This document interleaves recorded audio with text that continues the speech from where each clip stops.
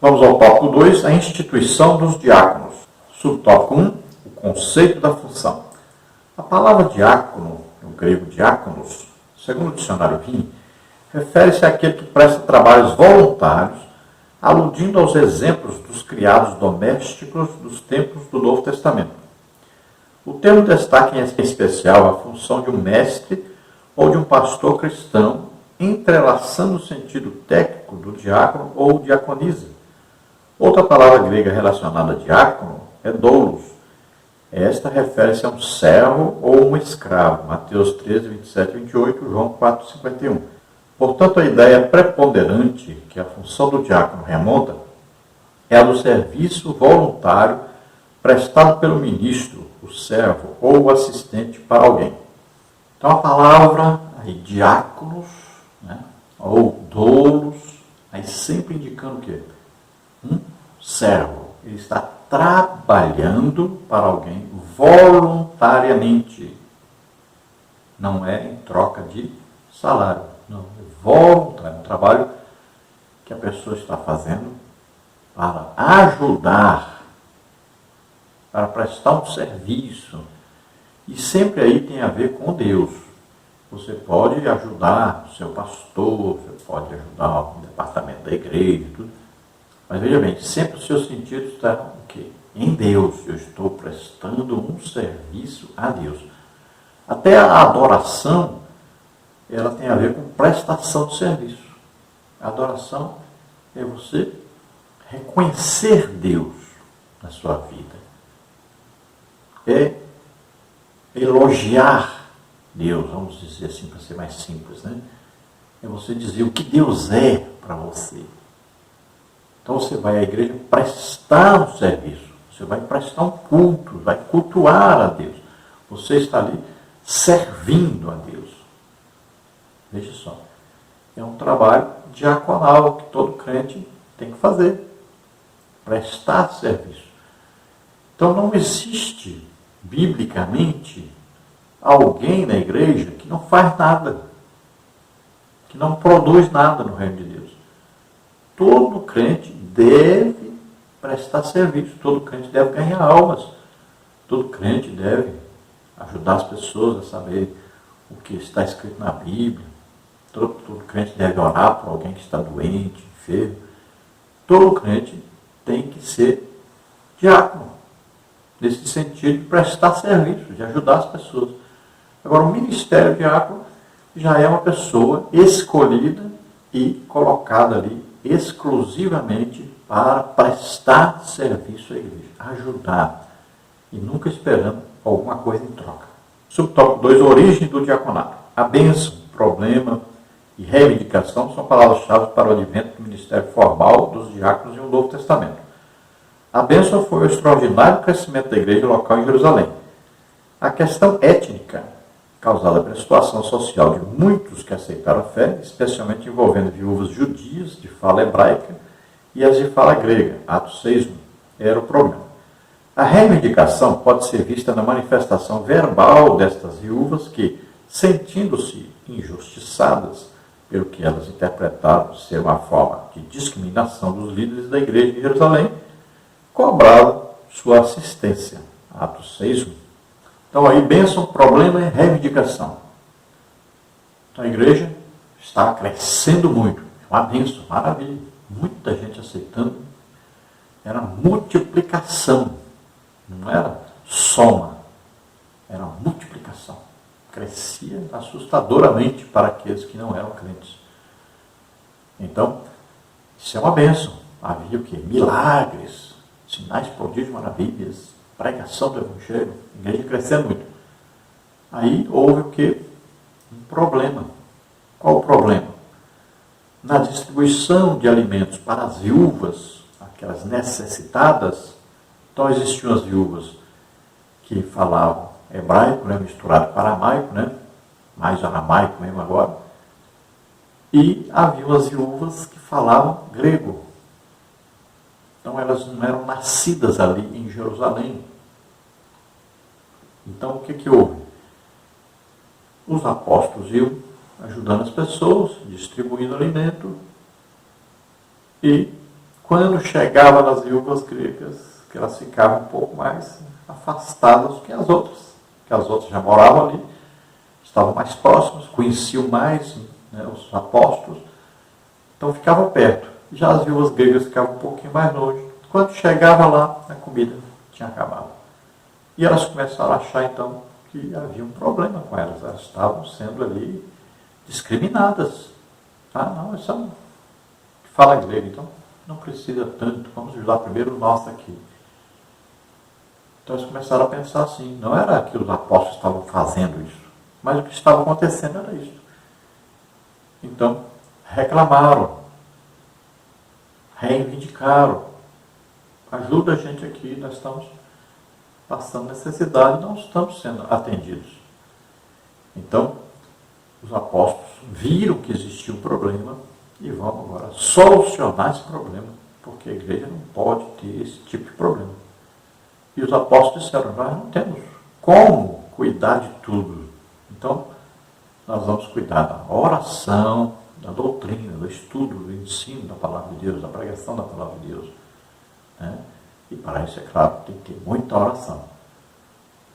E vamos escolher, então, vocês que falam grega vão escolher dentre vocês 7 homens que vão fazer esse trabalho de distribuir alimento exclusivamente para vocês. Então vamos ver aí no subtópico 3 a escolha dos diáconos. Para resolver o impasse, orando e impondo-lhes as mãos, os apóstolos separaram 7 irmãos de boa reputação, cheios do Espírito Santo e de sabedoria, para administrar uma questão étnica e social. Atos 6, 2 a 7. Foi uma decisão de caráter pacificador e de muito bom senso para a igreja não se perder em permanentes desentendimentos. O objetivo era estimulá-la a resolver a questão, reconhecendo o caminho equivocado antes aderido pelos líderes até aquele momento. Assim, eles puderam executar as mudanças necessárias e resolver uma questão que poderia trazer sérios problemas para a igreja de Jerusalém. Então, veja, se continuasse a murmuração, haveria divisão e acabaria que aqueles que falavam grego iam se separar e largar a igreja. Veja só, por causa de alimento, por causa de uma má distribuição, né? Os apóstolos não estavam mais dando conta do serviço. Então, quando descobriram isso, nós não podemos deixar, isso é importante demais, não podemos deixar acontecer isso, vai haver uma divisão da igreja. Então eles procuraram resolver o mais rápido possível. E resolveram com muita sabedoria. Então disseram, vocês que falam grega, escolham dentre vocês aí 7 irmãos, né, de boa reputação, cheios do Espírito Santo, cheios de sabedoria, homens que são exemplos de homens de Deus. Escolham 7 e esses 7 vão distribuir a partir de agora a alimentação para as viúvas que estão sendo aí deixadas de lado, porque não estamos dando conta do trabalho. Pronto, todos concordaram, os apóstolos então chamaram os 7 que eles escolheram e puseram as mãos sobre eles, era assim que era feito. Pode ver o exemplo de Paulo, né? Foi chamado pelo Espírito Santo, ele e Barnabé para a obra, e puseram as mãos sobre eles, oraram por eles e eles foram enviados. Assim também, os apóstolos puseram as mãos sobre aqueles 7 e eles passaram então a ter um ministério de diácono para servir as viúvas de fala grega. E o que aconteceu? Devido a isso, a igreja se uniu mais ainda e cresceu, desenvolveu, estavam felizes, alegres, tinham tudo em comum. No tópico 3, o perfil e função do diácono. Subtópico 1, qualificações do diácono. As qualificações dos diáconos descritas no livro de Atos e na primeira carta de Timóteo revelam que em nada elas diferem da atribuição ética exigida aos bispos, 1 Timóteo e Tito. 1 Timóteo 3, né, Tito 1. Então a letra A é caráter moral, 1 Timóteo 3,8. Os diáconos devem ser pessoas honradas, dignas, corretas e íntegras. Não pode haver língua dobre neles. Isto é, a sua palavra deve ser sim, sim, não, não. A ganância por dinheiro tem de passar longe da sua vida, pois sua função é exatamente a de executar trabalhos administrativos da igreja local, como auxiliar nas tarefas do culto e acompanhar as viúvas e os pobres da igreja do Senhor. Então veja, os diáconos são pessoas escolhidas para, por exemplo, fazer a coleta, né, ofertas e dízimos, se essa pessoa for desonesta, se essa pessoa tiver muito amor ao dinheiro, então o que ele vai fazer? Ele vai acabar tirando o dinheiro dessa oferta, desse dízimo, e entregando da secretaria, faltando alguma coisa. Acontece. A pessoa vai com aquela sacolinha e tem pessoa que mete a mão lá dentro e tira, guarda no bolso e entrega o restante lá na secretaria. Acontece? Acontece. Então essa pessoa não serve para ser diácono. Então não passou no teste. Ela está roubando de quem? De Deus. Então o diácono não pode ser amante de dinheiro, não pode ter uma família atrapalhada, não pode ser uma pessoa que não paga as suas contas, não pode ser uma pessoa que espanca seus filhos, bate na mulher. Então uma pessoa correta, digna, uma pessoa íntegra, não pode dizer uma coisa e desfazer. É sim, sim, não, não. Então, falou, está falado, todos confiam na palavra. Não pode ser uma pessoa fofoqueira que anda contando as coisas, né, que as pessoas estão fazendo. Não pode ser uma pessoa que anda falando mal do pastor, da igreja. Então, o diácono está ali para servir. Muitas vezes o diácono também vai passar orando pelas pessoas, nas casas das pessoas. Então tem que ser uma pessoa precavida. Ele vai orar na casa da pessoa, ele leva a esposa dele junto, ou leva um irmão junto. Ele não vai entrar na casa de uma mulher, estando só a mulher sozinha em casa. Ele também não vai entrar lá e falar só com as crianças, né? E o dono da casa não está, o pai de família, ou a mãe de família não está. Então, ele tem que saber, tem que ser sabedoria para poder visitar, para poder ajudar as pessoas. Se ele vai receber um dízimo, né, ele vai entrar em contato pelo telefone com o pastor, fulano está aqui querendo mandar um dízimo, não pode ir à igreja, posso levar? A pessoa vai falar para o senhor, e a pessoa diz quanto é direitinho, ele leva. Então, tudo tem que ser bem feito direitinho, que é coisa para Deus. As qualificações dos diáconos descritas no livro de Atos e na primeira carta de Timóteo revelam que em nada elas diferem da atribuição ética exigida aos bispos, 1 Timóteo e Tito. Então veja que as mesmas qualidades que são exigidas aí de um presbítero, um ancião ou bispo, são as mesmas exigidas para o diaconato, para aquele que é diácono. Veja bem, a responsabilidade é muito grande. Ele está ali como um ministro, um ajudante do pastor. Então tem que ser uma pessoa de confiança realmente. Então é exigido aí várias coisas para que ele seja diácono. Do mesmo jeito que é exigido para o presbítero, para o bispo, o ancião, né, o pastor de congregação.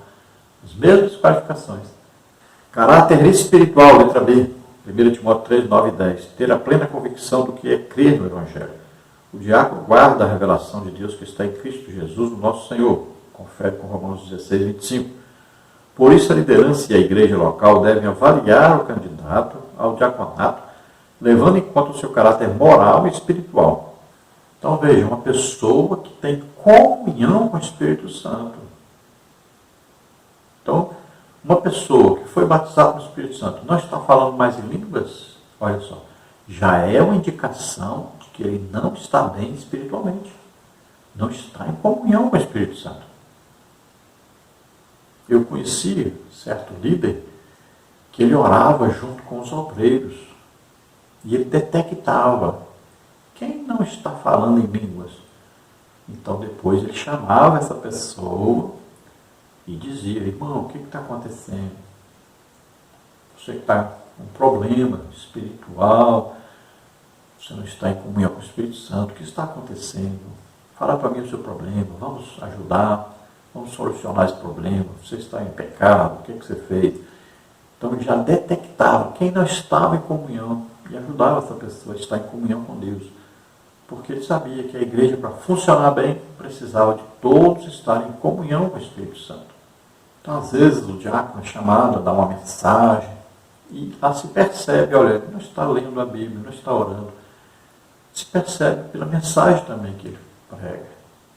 Às vezes, na escola bíblica dominical, o professor, E aí se percebe que ele não está tendo comunhão com Deus, está com problema, não está estudando a Bíblia, não está orando. As qualificações dos diáconos descritas no livro de Atos e na primeira carta a Timóteo revelam que em nada elas diferem da atribuição ética exigida aos bispos. 1 Timóteo 3 e Tito 1. Então, como já falamos, tudo que era exigido, então, na personalidade, na pessoa do pastor, presbítero, ancião ou bispo, era também exigido para o diácono. Ele tinha que ter as mesmas qualificações. Talvez hoje nós temos visto muitos diáconos escolhidos, devido ao dízimo, que é grande, ou à condição social, mas está errado. Biblicamente tem que ter aquelas qualificações que estão escritas aí, 1 Timóteo 3 e Tito capítulo 1. Letra C, caráter familiar. O candidato deve ser marido de uma mulher, fiel à sua esposa e bom pai. A exemplo dos bispos, os diáconos devem ser zelosos com o seu lar, amar as suas esposas com amor sacrificial. Devem respeitar os seus filhos para obterem deles o mesmo respeito. O serviço do diácono à sua família revelará como ele servirá à igreja local. Então, olha, é exigido que um pastor, um presbítero, um ancião, bispo, saiba governar sua casa. Se não sabe governar sua casa, não sabe governar a igreja. Assim também o diácono é exigido que ele saiba governar a sua casa, que ele ame a sua esposa, que ele tenha uma vida familiar equilibrada. Porque se ele não tiver, ele não serve para trabalhar na igreja. Porque ele não sabe organizar nem a sua própria igreja, que é a sua casa, imagine a igreja do Senhor Jesus. Então é preciso que seja um exemplo de pai, de amigo, de companheiro, e também de marido. Subtópico 2, a função dos diáconos em Atos 6. Quando foram instituídos diáconos, 7 homens de fala grega foram separados para assistir socialmente as viúvas, tanto as de fala hebraica como as de fala grega. Os diáconos não podiam permitir que houvesse injustiças de caráter social na igreja no primeiro século. A função do diaconato era profundamente de caráter social. Então veja que a função de diácono é de caráter social. Ele vai se envolver no trabalho social da igreja, como receber cestas básicas, distribuir, visitar pessoas doentes, vai participar do aconselhamento e vai participar de tudo que é social. Quando houver uma festa da igreja, quando houver aí uma comemoração, quando houver também um culto na rua e tal, tudo isso ele participa ativamente, ele faz um trabalho social, ele tem que ter um ótimo relacionamento com todos. Então ele não pode ser uma pessoa ignorante, que trata mal as pessoas, ele também é um porteiro da igreja. E olha, na porta é que já se vê como é que é a igreja. É muito importante quem trabalha como porteiro da igreja, receber todos com educação, com simpatia, com alegria. Tem que a pessoa entrar na igreja já com a expectativa de que ali ele vai receber uma palavra de Deus, que ali o seu problema será solucionado. Então o diácono tem que saber onde coloca um bêbado, lá atrás, no lugarzinho, ajeita ele ali para não ter problema. Uma pessoa endemoniada, leva na sala para expulsar esse demônio, para não perturbar o culto. Uma pessoa que não é crente ali, leva a pessoa lá na frente para escutar o evangelho, ajeitar a pessoa, escolher um lugar. Tudo é um trabalho de diácono. Subtópico 3, a função dos diáconos hoje. Atualmente a função primordial do diácono é auxiliar a igreja local através das orientações do seu pastor e atividades ligadas a visitar os enfermos, os necessitados, os desviados, bem como cuidar das tarefas espirituais ligadas ao culto, como de distribuir os elementos da ceia do Senhor. Então o diácono vai conversar, o diácono tem que ser muito íntimo do pastor, ele precisa conversar muito com o pastor. O que eu vou fazer, o que eu posso fazer para ajudar o seu trabalho? Então o pastor vai dar as orientações.